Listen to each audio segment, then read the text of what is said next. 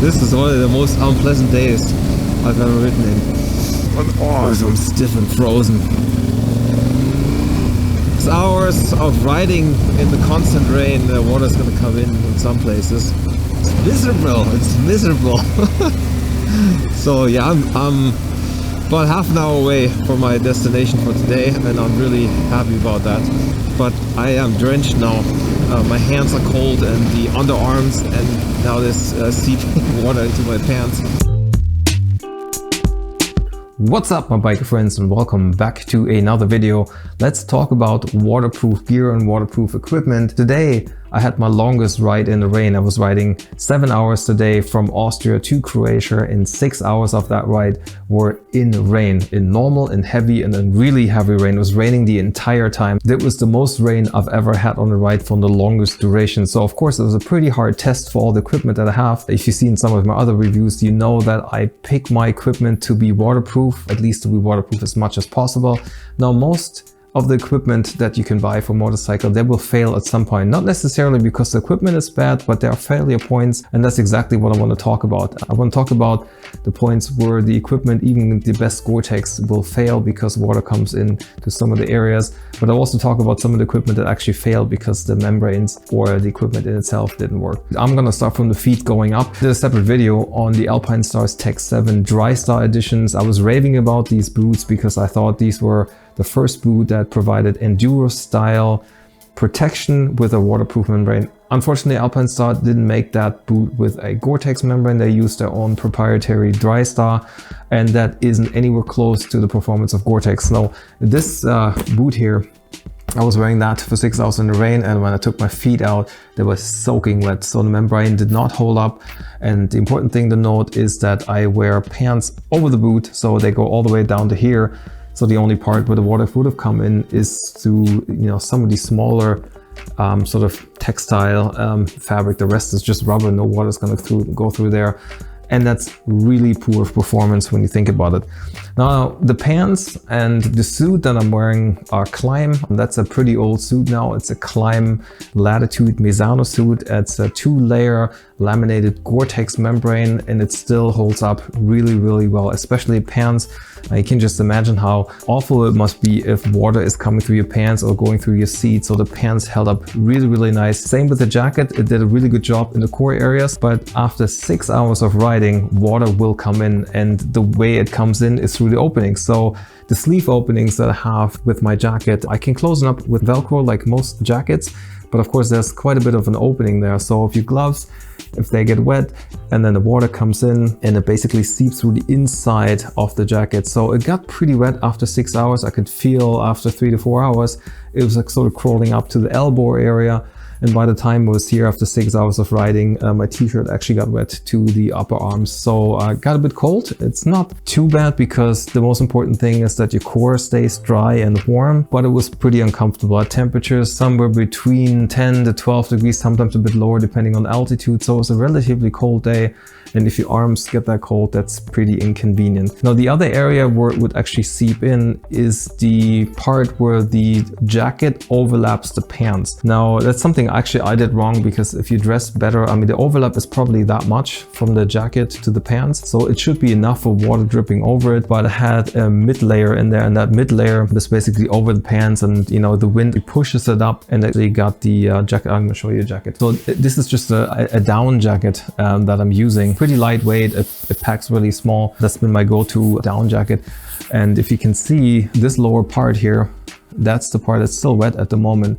So that sits over my pants, and then the jacket sits over that. So there was water basically coming in, and it's sort of soaked into the jacket. And once that part gets wet, then sort of my base layer gets wet, and that base layer transfers then all that water to my underwear. The underwear is pretty wet too as well. So once that water comes in and penetrates that layer, that's where it gets wet. It wasn't to a point where it's completely uncomfortable. I can tell it was getting wet and it was getting a little cold, but it was still fine. But add another 2 hours to the ride and I would have been probably pretty uncomfortable. The other area that's pretty prone to get water in is obviously the neck area. So it's a lot of wind today that came in, and all the area that it just blows in that water.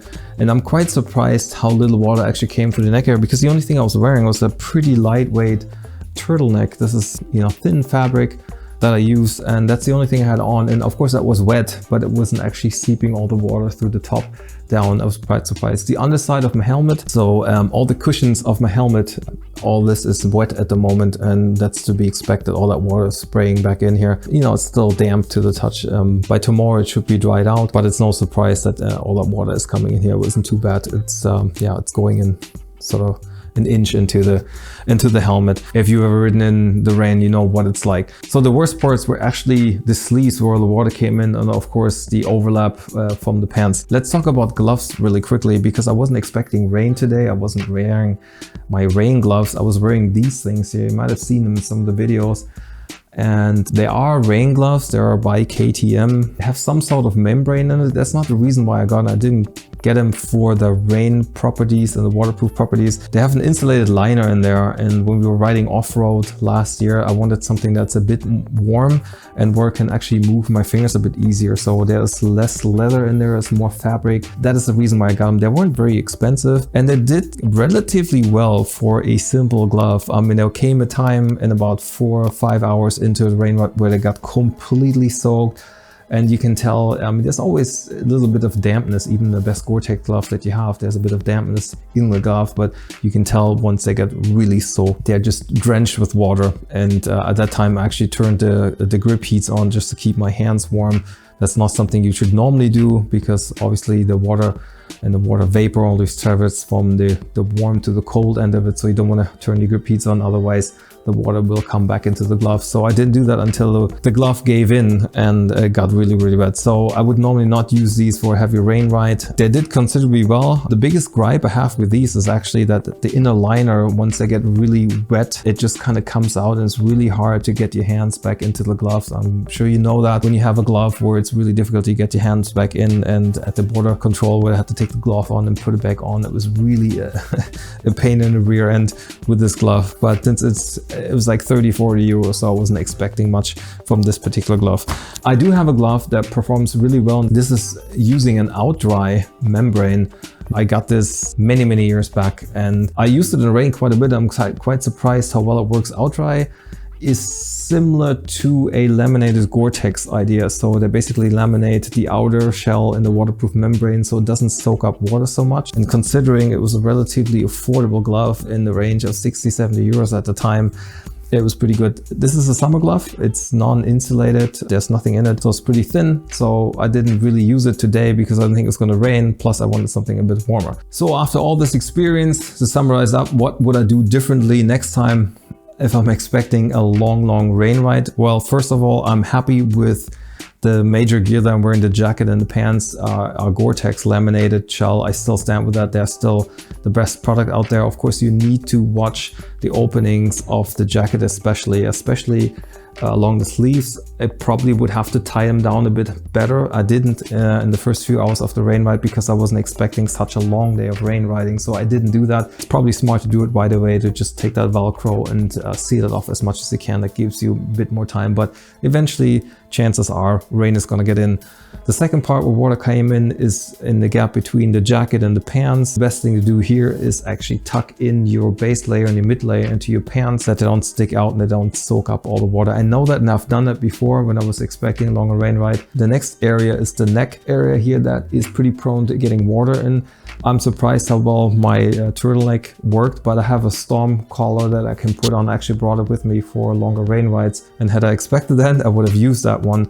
And that's just a wind stopper, windproof material, and that will probably hold off the rain quite a bit longer than just, you know, a fabric turtleneck in there. And last but not least, the boots. That's really unfortunate that the Tech 7, which are highly praised so much, they didn't perform. So, you know, if the equipment fails and it is supposed not to fail, and you spend all that money on having something that is supposed to work and it doesn't work, that's just a disappointment. Now I have two pieces of equipment that are obviously not up for longer rain rides.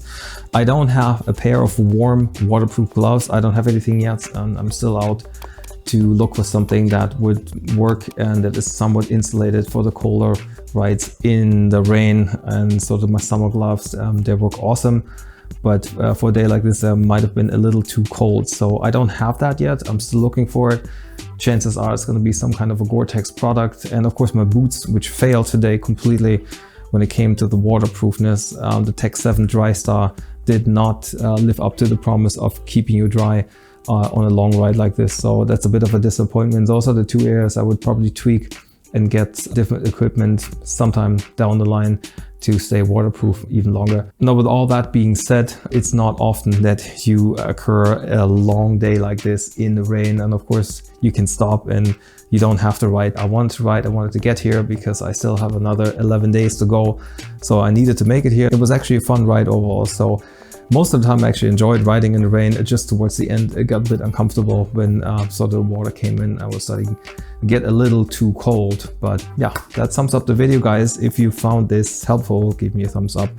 If you have comments and ideas, please leave them in the comment section, especially if you got product recommendation when it comes to gloves or other boots that work for you, because I'm quite interested to see, because it looks like I'll still be out shopping for new equipment. Anyway, guys, thank you so much for watching. I'll see you in the next video. Until then, ride safe and stay awesome.